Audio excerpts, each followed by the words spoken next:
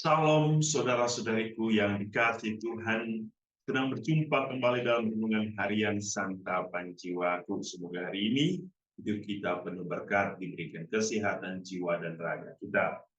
Hari ini kita akan mendengarkan firman Tuhan dari Injil Matius bab 10 ayat 34 sampai 42 dan dilanjutkan bab 11 ayat 1. Mari kita bersama-sama mendengarkan firman Tuhan. Inilah Injil suci menurut Matius. Pada suatu hari, Yesus bersabda kepada ke-12 muridnya, "Jangan kamu menyangka bahwa aku datang untuk membawa damai di atas bumi. Aku datang bukan untuk membawa damai, melainkan pedang. Sebab aku datang untuk memisahkan orang dari ayahnya, anak perempuan dari ibunya, menantu perempuan dari ibu mertuanya, dan musuh orang ialah orang-orang seisi rumah. Barang siapa mengasihi bapa atau ibunya lebih daripadaku, ia tidak layak bagiku. Dan barang siapa mengasihi anaknya laki-laki atau perempuan lebih daripadaku, ia tidak layak bagiku. Barang siapa tidak memikul salibnya dan mengikut aku, ia tidak layak bagiku. Barang siapa mempertahankan nyawanya, ia akan kehilangan nyawanya. Dan barang siapa kehilangan nyawanya karena aku, ia akan.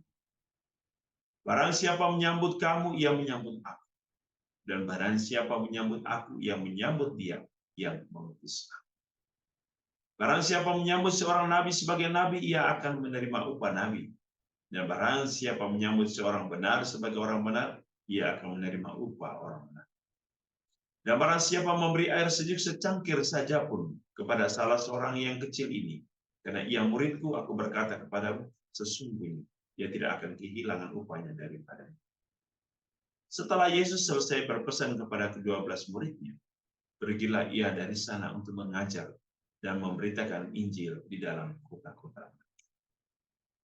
Demikian sabda Tuhan. Terpujilah Kristus. Saudara-saudariku yang dikasihi Tuhan, pertama-tama yang mau kita renungkan adalah konteks dari Injil ini.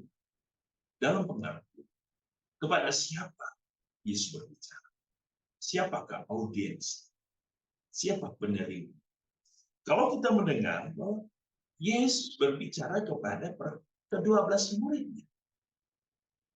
Ke-12 murid, orang yang dipilih, orang yang dipercaya untuk menjadi bagian dari kehidupan yang dipersiapkan oleh Yesus untuk mewartakan sama. Yang dipersiapkan oleh Yesus untuk menjadi saksi kebenaran Tuhan. Yang dipersiapkan Yesus untuk menyaksikan seluruh kehidupan. Yang dipersiapkan Yesus untuk menjadi kekuatan dari firman. Maka kepada ke-12 murid, Yesus memberikan mereka sebuah peringatan, sebuah peraturan, sebuah kehendaknya, sebuah syarat ketika mereka harus menjadi murid. Yesus mau mengatakan tentang prioritas pertama.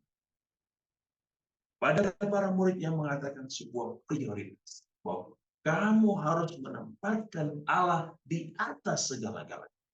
Kamu harus menempatkan Allah dan menomorsatukan Allah di atas orang tuamu, saudaramu, keluargamu, dan segala hal yang ada dalam hidup.